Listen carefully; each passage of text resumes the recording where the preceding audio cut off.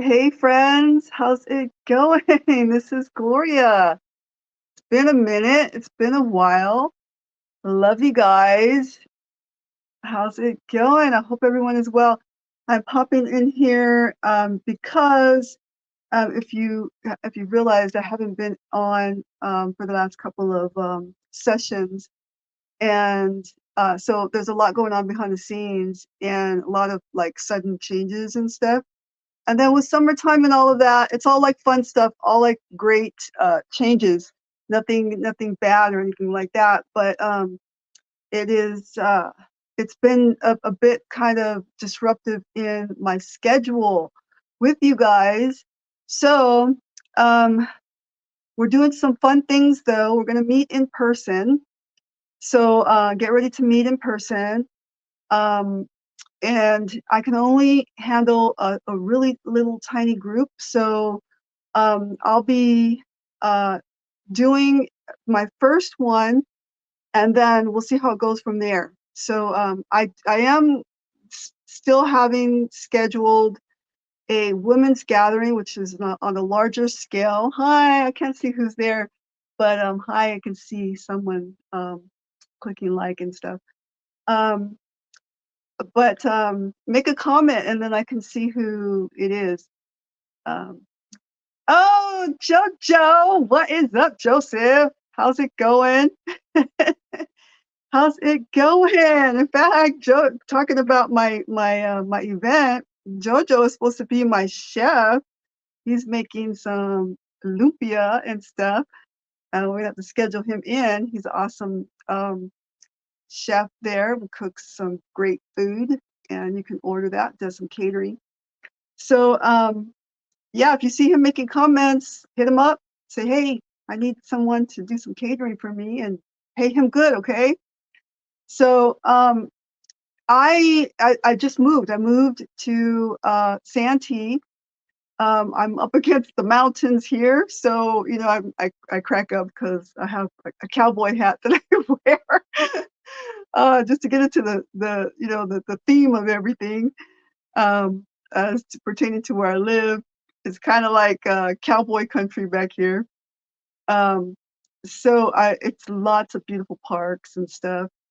Um, but I have a 2-bedroom, 2-bath little condo upstairs, and I'm looking forward to having a few people come over. I can only handle like maybe like 10 people at a time, and we'll schedule you in to come in and have a dinner, and you know we'll have some great fun. It's going to be ministry, so it'll be ministry time, and I'll have a guest speaker. So at these events, you know, first come, first serve kind of thing. It's only 10 people, and you know, I even less, maybe less than that. Well, let me see how many people I can handle by just inviting my friends for my housewarming. Um, and so I'm going to have a guest speaker at these events, these little tiny ones at my house. They're going to be little dinner parties, and I'm going to have a secret guest speaker. And you guys, you got to know, if you know me, then you know, okay? I know some pretty um, who I have access to, and many other people do not have access to these people. And you know, I can schedule them in for a little secret, um, intimate little speaking event. And so, you know, it'll be a kind of a surprise as to who it is, because I don't want the word to get out and all of that. You know, then I got lines laid out at, you know, at my house and stuff, and you can't be having that. um, so we'll see how I can run that. The other event that is coming up, that is in November, and that's going to be a larger scale. You know, and that's free. Yeah, I don't charge for the events that I put on. I do take up, an offering, a donation or whatever, just to help to pay for, catering and, the speakers who are maybe a high, caliber of speaker that are coming in like that, but, um, that's about it really. Everything is pretty much, friends of mine and stuff.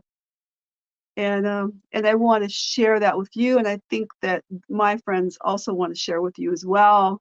Um, you know, People are excited about, having, the place to come and minister to friends from all over the place, minister to people that might want or need some ministry time.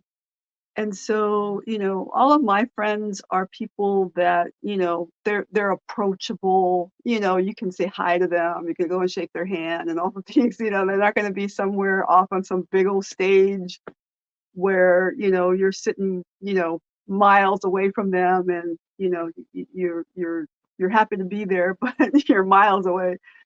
So, you will be able to be, up front and center. Everyone will be able to, say hi and take a picture or whatever. Um, so that's what I want to share with you. And then, you know, uh, my schedule, I work a full-time job and I have a part-time job and I have a full-time ministry. So I'm self-funded. I have a nonprofit called Heart of the City San Diego, which I founded. Heart of the City San Diego aims to come alongside of people who are already helping people, basically. We've helped a few different people. We've helped a small little tiny church before they had an event and I helped them out. And then, we came alongside of you know, a woman, a single mom who was living in Hawaii. She was in Maui during the wildfires, the Lahaina wildfires, and she was helping a family. She actually housed them, and then she used her old transportation to transport them to and from the help centers. Her car broke down, so we were able to help her, um, you know, fix her car and stuff. And you know, uh, we do stuff like that. So, you know, basically, excuse me, we're always looking for an opportunity to, kind of be a surprise. It's kind of, I kind of like to surprise people. I don't really tell people up front that I'm going to help them, like this lady, right? She had no clue. She had no clue. She was a friend of mine. She was living in Hawaii. The wildfires had happened. We had already been talking about, me going over there and visiting and stuff. When the wildfires happened, I'm this person that just seizes opportunity, and I love to. I'm a chaplain, so I love to be, in the mix of things. So, um, well, I just seized the opportunity to go down there, and she allowed me to stay at her house. She just with no, didn't ask me for anything, just opened her home to me. Began to share the story of her housing someone, and then we met that person. We took them out to eat and got to know their story, and she still follows me here on Facebook and stuff. Her name is Perlina, and she lost everything, everything, everything, and she's rebuilding now. It's just a crazy story. It was that fire was devastating. It really truly was. And so my friend didn't know. She didn't know. I was listening to everything and watching everything, and watching the interaction and listening to the stories and stuff. And I basically blessed them, and we took Perlina out to eat, and then I was able to help my friend. She all the way to the point where we all went to the auto auto mechanic store, and right then when she was gonna go pay for it herself, I paid for it for her. So through Heart Visit San Diego. So we seize opportunities like that to help out, you know. Um, I wish somebody would have helped me in that way. There were many people that helped. I'm grateful to the many years of supporters and people like that that helped in the ministry in England. I'm still an active pastor here in San Diego. I am an active pastor with Praise Chapel Christian Fellowship, and I'm a licensed pastor. And so, you know, I am appreciative of the years of people giving. I think that people have shied away from giving. You know, I think that it's become icky. Um, People have abused it and things. So the way that I do ministry is I do free events, and you know, I don't ask for I may ask for an offering, you know, when we do our event, one time thing, but like on an ongoing basis and things like that, and people come over for dinner and I'm doing ministry or I'm online, you'd never hear me constantly asking for money, do you? I'm not like, you know, having that constant thing. It's kind of, you know, I, I, I, whatever donations come in, they go straight through Heart of the City, San Diego.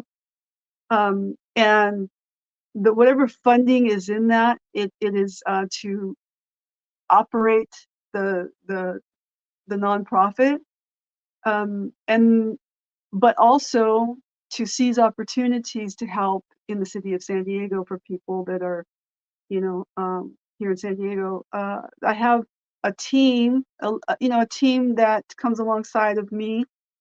A young man who is a veteran, a young military veteran. He is from Paradise Hills originally, and he was coming to.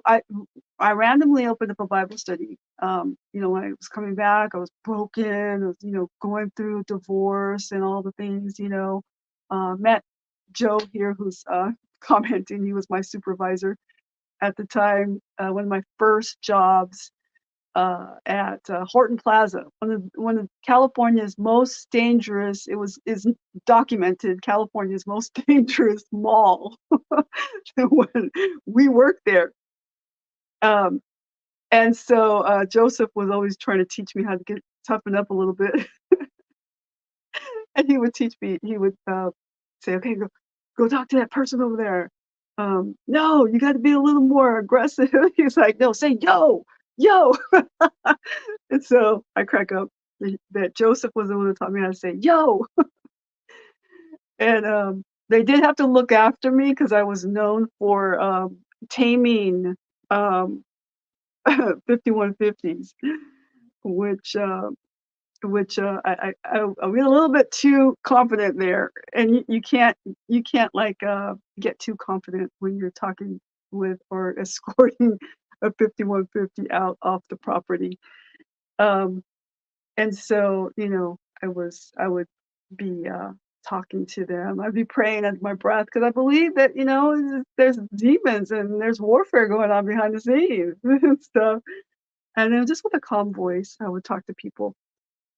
Um, but my camera's dropping here. Anyways, so yeah, that's a little backstory on all of that. And the veteran guy, I was talking to you about the veteran guy. So yeah, I went through Horton Plaza. I was just coming back, and then I said, you know what? I'm going to open up a Bible study. I'm just going to randomly open up a Bible study, and I'm going to invite people on Facebook. And the first time I went out, I invited people. I, you know, started my Bible study. Went out to the park where we were meeting, and I said, Lord, you know, "Are you still using me?" I don't know, because I was going through I was broken. I was going through well, I thought I was broken. I wasn't really broken. Um, but, I thought that the emotions were so high and so painful that I thought that I was broken, and you're not broken. If I wasn't broken, you're not broken either. Um, and so I said, "You know what? I'm gonna fight this with, you know, opening a Bible study." So I did, and I went out there, no one showed up, you know. But I wasn't really discouraged. I was actually like, "This is a great experiment." That's what I felt like. And so, I wasn't really discouraged. I was just like, "Wow, this is great. This is really great." And I was encouraged. I encouraged myself. My family didn't care. My mom was like, thought I was strange. She thought I was having a nervous breakdown. She was kind of concerned. Um, I they just didn't know what to think. My family members did make fun of me, and in fact, they criticized me. But that's gonna happen. Most of you know that when you try to do something that is different, aside from someone else, the way that people, well, not people, but the way that family members respond, um, is gonna be way different than the way that um, other people are going to respond to you. So lo and behold, this young man came to my Bible study, and he brought another elderly man to my Bible study with him. They were both veterans. One was an older veteran, in his 70s, and then the younger guy was barely in his 30s. Uh, and then another lady came, and she was a veteran, and she was in her, at the time, late, late 70s, and she was coming from she was just transitioning from living on her own and going into a senior living community, which I had no clue was going to be a part of my journey. No clue whatsoever. I had no clue. I just knew that I was sitting there and I was like, "This is great." And, so the young man,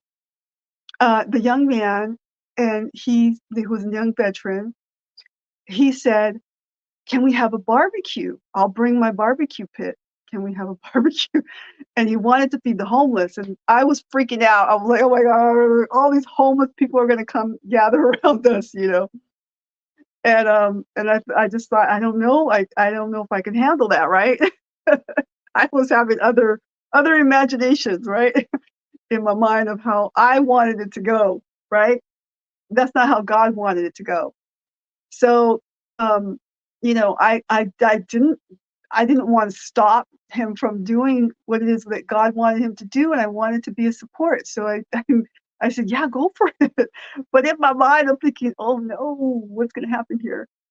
Because I have helped the Dream Center, the San Diego Dream Center, and I have seen like miles and miles and miles of people that are in need that I could not possibly have help, right?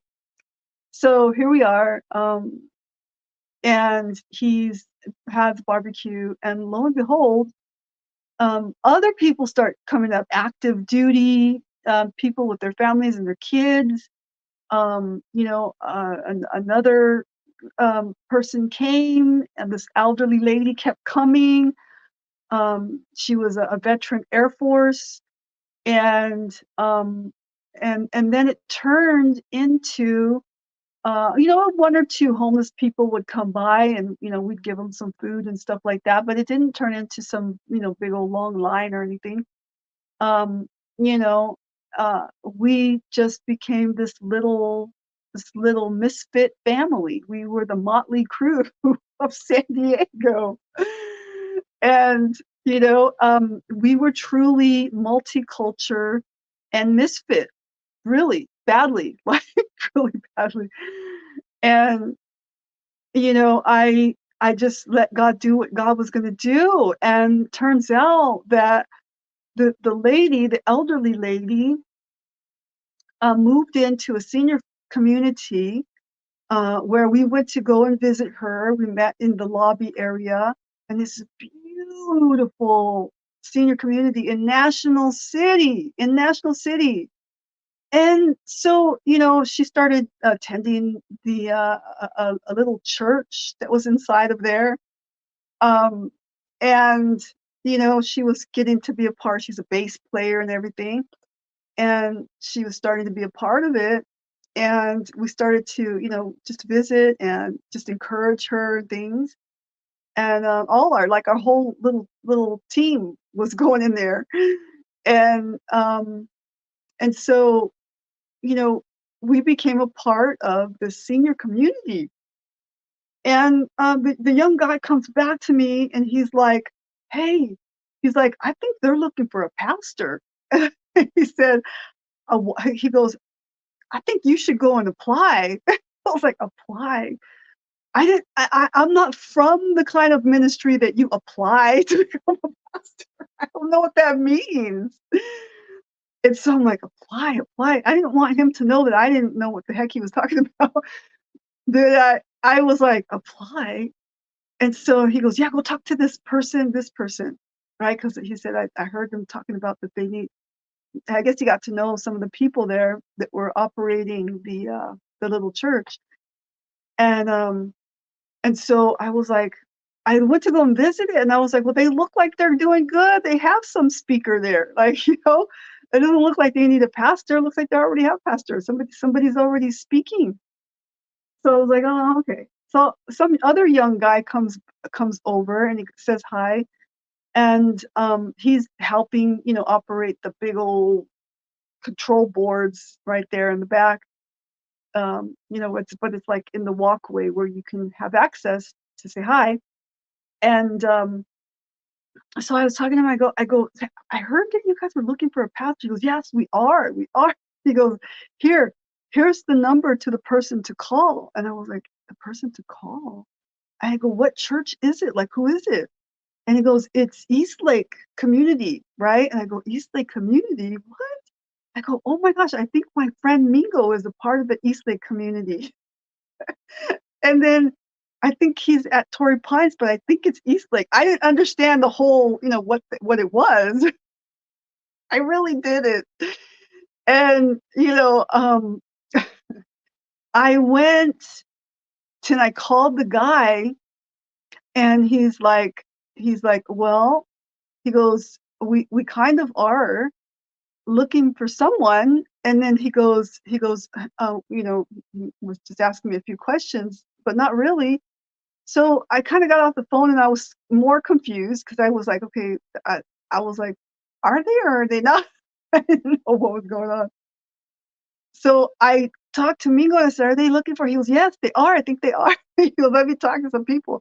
So he talked to some people, and then, somebody called me back and they said, "Go to this go over here and fill out this paperwork online or whatever, and then come in." And so I was like, "Okay, I'll come in." And then I went through, a series of interviews, and other staff pastors talked to me and things. A bunch of pastoral girls talked to me as well. And lo and behold, I'm now pastoring inside of this senior community. I'm a part of Peace Lake community. Their pastor. I had no clue that that was going to happen to me. I did not know what was going to happen. But then we had the pandemic, and the pandemic just shut down, literally shut down all senior communities all over the world, not just in San Diego, not just state to state, in the world. It shut down senior communities. It was sad. It was awful. So I created we and, the one of the one speaker guy kept going in there. Weren't supposed to go in there. It was not, not supposed to be doing that. But, I developed a phone call conferencing thing. We went back old school. I was like, "This is what we used to do back in the day." We used to do phone call conferencing stuff, right? Um, you know, but now people were doing Zoom calls, but it was too difficult and too hard for someone who was 80 years old to understand how to get on a Zoom call. By now, a lot of the 80-year-olds kind of have learned it. They've known it, but, they were maybe, a little bit younger during the pandemic. It was 4 years back right now. So, you know, the phone call system was much easier for them. They could totally do.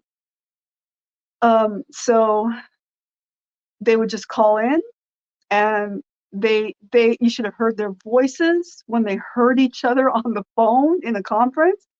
"Mabel, is that you? Yeah, yeah, that's me. Hey, hey, Evelyn, is that you? Hey, Warren, is that you? Yeah, that's me." Oh my gosh, the joy that I had when I heard them doing that. Oh, um, so, we had the guy, and the speaker guy that was there had been there, for the longest time. We had him do his sermon right there on the phone call. And so, we basically we got real lazy because most of us were in our pajamas, doing these phone calls because you can't see each other. And then, my schedule at work changed so bad. I had to get a job. I was Ubering, and Uber was like insane to do during the pandemic. It was very dangerous. People were really mean and aggressive, and even wanted to fight you if you told them to put the mask on and stuff. Had people get in the car who were puking sick because they had COVID.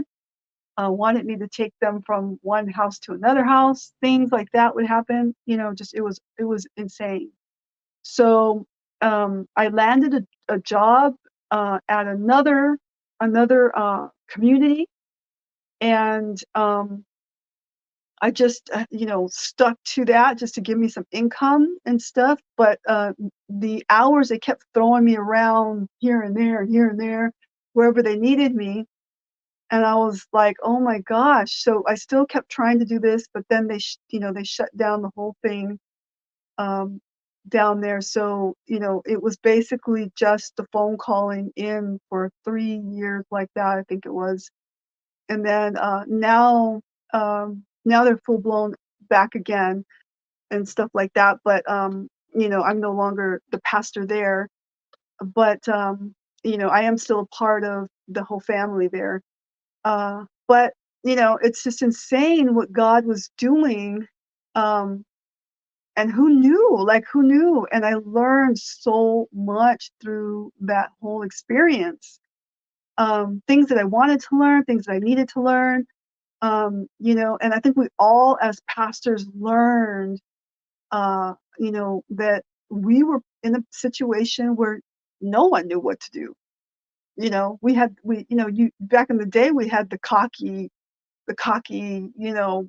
uh, experienced, you know, mega church pastors and all the things.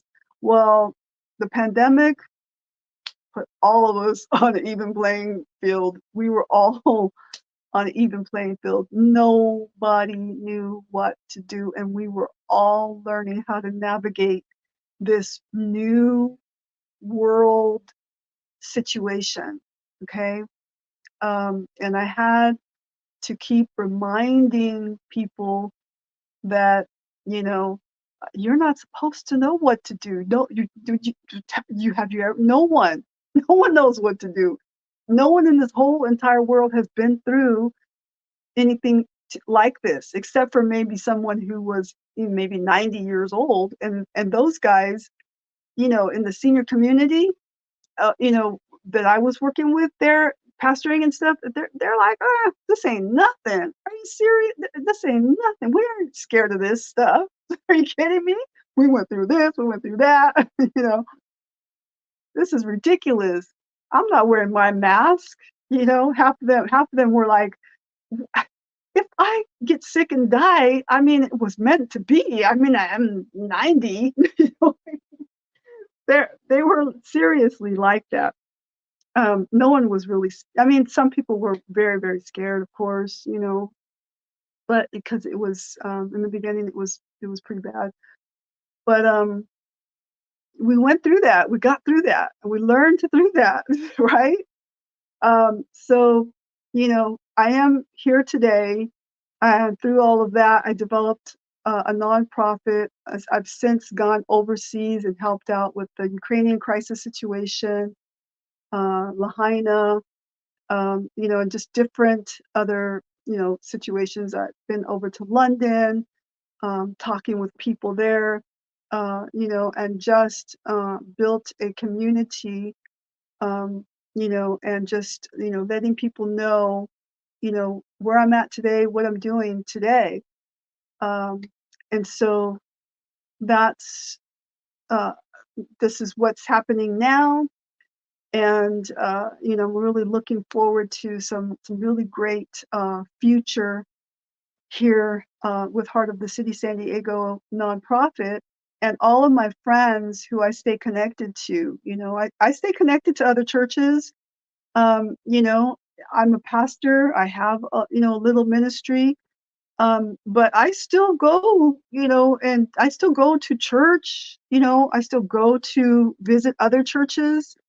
Um, you know, I, I I don't see why that's not okay. You know what I mean? Um, in fact, I encourage senior pastors to go and sit in, just be a churchgoer.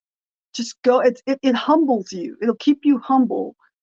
To go and sit in and just, observe everything. Just observe someone that you really admire, you know, and go to their churches, sneak in. I love to sneak in to people's churches that I really admire.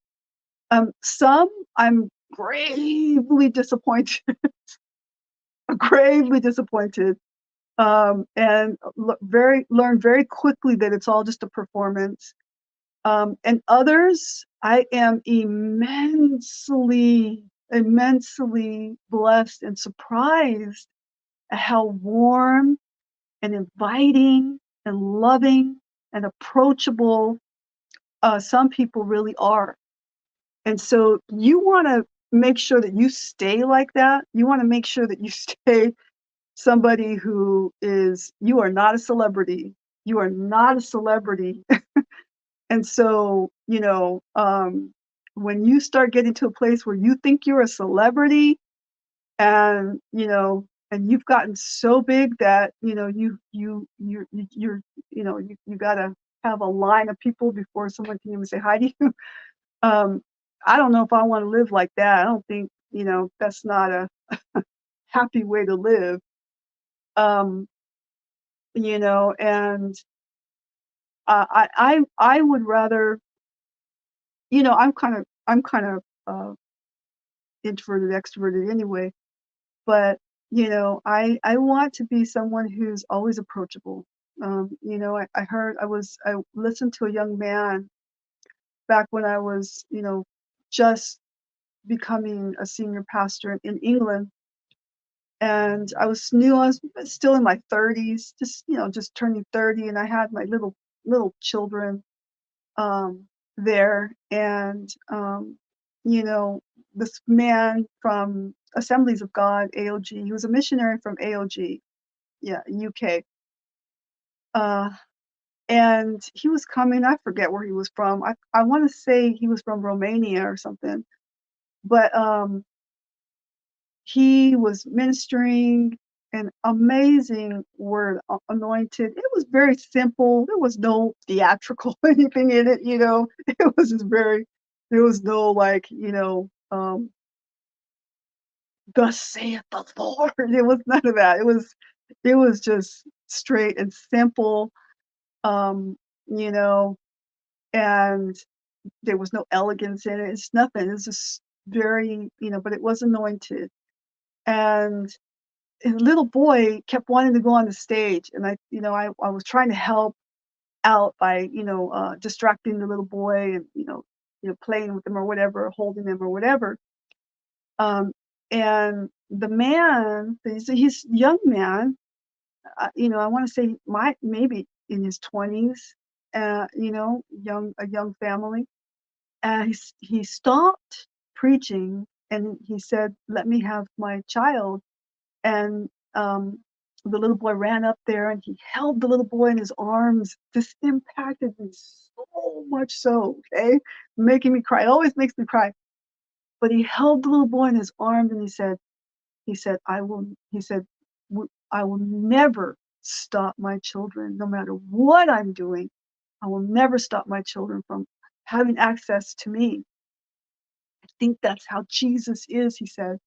He said, Jesus, no matter if we're naughty, no matter what we do, if we're good, if we sit still, or if we just want to be with Jesus, he will not stop you from having access to him ever. He held his little boy in his arms and cuddled him and continued on with his message. And it chokes me up to this day because I had never seen that happen. I'd never seen that happen. In all the days that I have been a Christian, I've never seen that happen. And I thought, wow. I thought that out of all the time that have ever heard any great, amazing, theatrical, or simple message, that was the best message I had ever heard. It like drove into my heart so bad that I thought, wow, now that was a message.